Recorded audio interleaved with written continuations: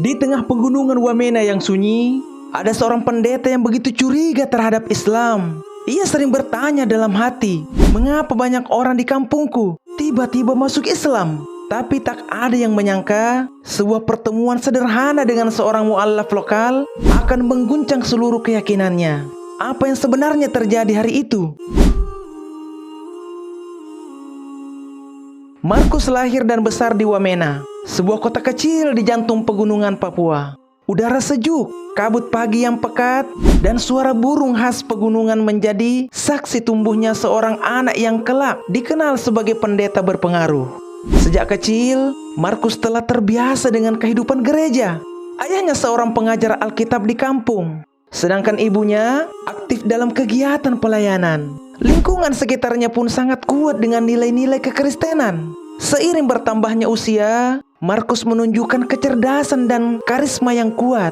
Ia dikenal sebagai anak yang tekun belajar, memiliki kemampuan berbicara di depan umum, dan sering diminta untuk memimpin doa di sekolah maupun acara kampung. Tak heran, para tetua gereja melihat potensi besar dalam dirinya. Setelah menamatkan sekolah menengah, Markus dikirim ke kota besar di Papua untuk menempuh pendidikan teologi. Di sanalah pemahamannya tentang ajaran gereja semakin mendalam. Ketika kembali ke Wamena sebagai pendeta muda, Markus disambut bak pahlawan. Ia membawa semangat baru, menjadi pemimpin rohani yang disegani banyak orang. Di setiap khotbahnya, Markus dikenal lantang dan tegas. Namun, di balik wibawanya, ada satu hal yang perlahan tumbuh dalam dirinya: kecurigaan terhadap Islam. Beberapa tahun terakhir, Markus menyaksikan fenomena yang mengejutkan. Sejumlah tetangga dan teman masa kecilnya mulai memeluk Islam. Mereka yang duduk bersamanya di gereja, kini sholat berjemaah di masjid kecil di kampung. Perubahan itu membuat Markus gelisah. Dalam setiap pertemuan jemaat, ia sering mempertanyakan apa yang membuat mereka berpindah. Apakah mereka benar-benar paham? Kemudian, ia mulai membaca artikel dan mendengar cerita tentang Islam. Tapi bukan untuk memahami, melainkan untuk mencari celah dan kelemahan. Di dalam hatinya, Markus yakin bahwa Islam hanyalah agama asing yang tak cocok dengan tanah Papua. Ia pun bahkan beberapa kali berdiskusi panas dengan para tokoh Islam lokal, mempertanyakan konsep tauhid, kenabian, hingga Al-Quran. Namun, Markus tidak pernah menyangka bahwa suatu hari bukan debat, melainkan sebuah pertemuan sederhana yang akan menjadi titik balik hidupnya. Sebuah pertemuan yang tidak direncanakan, tapi mengubah arah hidupnya selamanya. Awal mula Markus mengenal Islam. Semua bermula pada suatu sore yang tenang di kampung Markus. Matahari mulai condong ke barat, langit Wamena berwarna keemasan, dan suara azan di masjid kecil di ujung jalan kampung terdengar lembut. Markus yang saat itu sedang berjalan pulang dari gereja, tiba-tiba melihat sosok yang tak asing. Yoharis, teman masa kecilnya, yang dulu aktif di paduan suara gereja. Namun kini penampilannya berbeda, mengenakan peci putih dan baju koko sederhana. Markus tertegun sejenak. Dalam hatinya muncul banyak pertanyaan. Mengapa dia bisa berubah sejauh ini? Apa yang membuatnya meninggalkan gereja? Rasa ingin tahu yang bercampur dengan kecurigaan membuat Markus akhirnya menghampirinya. Mereka pun terlibat dalam percakapan panjang. Namun berbeda dari yang Markus bayangkan. Yoharis tidak membalas dengan debat, ejekan, atau ajakan keras. Ia justru menjawab setiap pertanyaan Markus dengan tenang, penuh senyum dan sederhana. Yoharis bercerita bagaimana ia menemukan kedamaian dalam Islam. Ia tidak mengutip teori rumit, melainkan pengalaman pribadi tentang ketenangan hati saat sholat, tentang makna hidup yang ia temukan di dalam Al-Quran, dan tentang bagaimana Islam mengajarkan manusia untuk tunduk hanya kepada Tuhan yang Maha Esa. Jawaban-jawaban itu menusuk hati Markus secara perlahan. Ia terbiasa dengan diskusi teologi yang penuh argumentasi. Namun kini ia berhadapan dengan kesaksian tulus seorang sahabat lamanya. Setelah pertemuan itu, Markus tidak langsung berubah, namun benih rasa ingin tahu mulai tumbuh di dalam dirinya. Malam itu, ia merenung lama di kamarnya. Suara azan yang tadi ia dengar terasa menggema di pikirannya.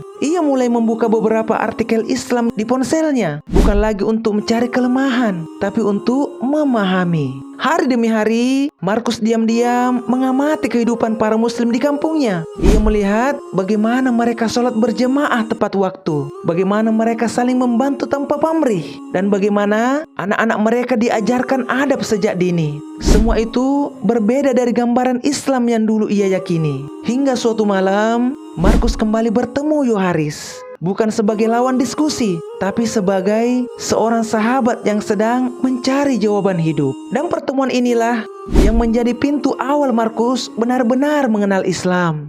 Bukan dari luar, melainkan dari hati. Pergulatan batin Markus. Malam demi malam, hati Markus semakin tidak tenang. Di satu sisi, ia adalah seorang pendeta yang dihormati jemaat.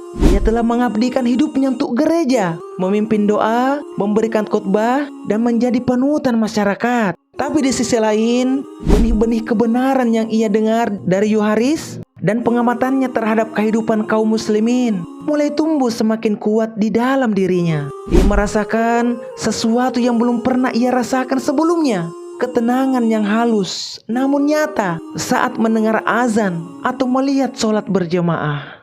Markus mulai mempertanyakan dirinya sendiri di dalam keheningan malam. Mengapa hatiku bergetar setiap kali mendengar nama Allah? Mengapa aku merasa damai saat mendengar bacaan Al-Quran? Padahal dulu aku selalu menghindarinya. Pertanyaan-pertanyaan itu datang tanpa henti.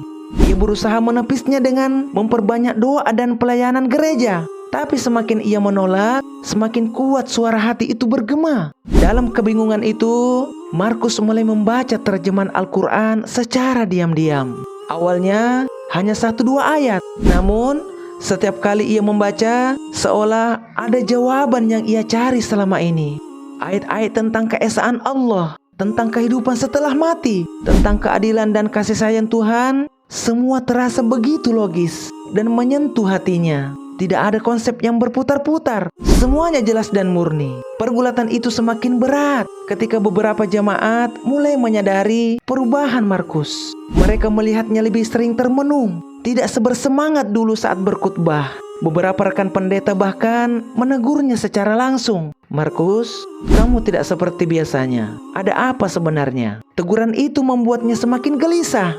Ia takut kehilangan posisinya, dihina, bahkan dikucilkan. Tapi ia juga tahu, jika ia terus menutup hati, ia sedang membohongi dirinya sendiri. Dalam sebuah malam yang sunyi, Markus duduk sendirian di beranda rumahnya. Ia menatap langit Wamena yang bertabur bintang. Angin dingin menerpa wajahnya, dan air mata perlahan menetes. Dalam kesendirian itu, ia berdoa dengan suara lirih, "Tuhan, jika Islam memang jalanmu yang benar, maka bukakan hatiku. Tapi jika ini hanya godaan, maka kuatkan imanku." Doa itu menjadi titik terdalam dari pergulatan batinnya, saat dimana seorang pendeta mulai benar-benar mencari kebenaran, bukan hanya mempertahankan keyakinan turun-temurunnya. Markus belum mengambil keputusan, tapi di dalam hatinya ia tahu jalan pulang sedang terbuka perlahan. Markus mengucapkan syahadat. Pergulatan panjang dalam hati Markus akhirnya mencapai puncaknya. Pada suatu pagi yang terang, hari itu langit Wamena tampak cerah, seolah alam sedang menyambut sesuatu yang besar. Setelah semalaman merenung dan berdoa, Markus memutuskan untuk menemui Yoharis. Dengan langkah berat namun mantap, ia berjalan menuju rumah sahabat lamanya itu. Di dalam perjalanan, hatinya berdebar hebat. Ia sadar bahwa keputusannya hari ini bukan perkara kecil. Ia akan meninggalkan statusnya sebagai pendeta, meninggalkan posisi terhormat di tengah masyarakat, dan melangkah ke jalan yang benar-benar baru. Sesampainya di rumah Yoharis, suasana begitu hening. Yoharis terkejut melihat ekspresi Markus yang berbeda. Tanpa banyak basa-basi, Markus duduk dan berkata dengan suara bergetar, "Aku sudah terlalu lama berpura-pura kuat, tapi hatiku tidak bisa lagi berbohong. Aku ingin mengenal Islam, bukan dari luar, tapi dari dalam." Yoharis menatapnya dengan mata berkaca-kaca. Ia tak menyangka bahwa pertemuan sederhana mereka beberapa waktu lalu kini membuahkan perubahan sebesar ini. Markus kemudian dibimbing ke masjid kecil di ujung kampung. Di sana hanya ada beberapa orang muslim lokal yang sederhana, termasuk seorang ustadz setempat. Tanpa keramaian, tanpa sorotan, Markus duduk bersila di hadapan mereka. Wajahnya terlihat tegang, namun penuh ketulusan. Sang ustadz kemudian membimbingnya membaca kalimat syahadat pelan-pelan. Asyhadu alla ilaha illallah wa asyhadu anna Muhammadar Rasulullah. Suasana masjid seketika hening. Air mata Markus menetes deras. Bahunya bergetar, seolah seluruh beban hidupnya terangkat dalam satu kalimat yang sederhana, namun penuh makna itu. Para jemaah memeluknya satu persatu dengan hangat. Markus merasakan kedamaian yang belum pernah ia rasakan sepanjang hidupnya. Tidak ada keraguan, tidak ada perlawanan batin, hanya ketenangan yang menyelimuti seluruh jiwanya. Setelah syahadat, Markus memilih nama muslim baru, Muhammad Markus Al-Wamena, sebagai simbol bahwa keislamannya lahir dari tanah kelahirannya sendiri, bukan paksaan siapapun. Hari itu menjadi titik balik besar dalam hidupnya. Seorang pendeta yang dulu curiga terhadap Islam, kini telah menjadi saudara seiman yang disambut dengan pelukan persaudaraan. Markus keluar dari masjid dengan wajah yang bersinar. Langkahnya ringan, hatinya lapang. Ia tahu perjalanan baru saja dimulai. Tapi untuk pertama kalinya dalam hidupnya, ia yakin bahwa inilah jalan yang benar. Setelah syahadat, dan apa kabar Markus sekarang? Setelah mengucapkan 2 kalimat syahadat, hidup Markus berubah secara perlahan namun pasti. Ia menyadari bahwa perjalanan menuju Islam bukanlah akhir dari pencarian, melainkan awal dari babak baru yang penuh ujian dan pembelajaran.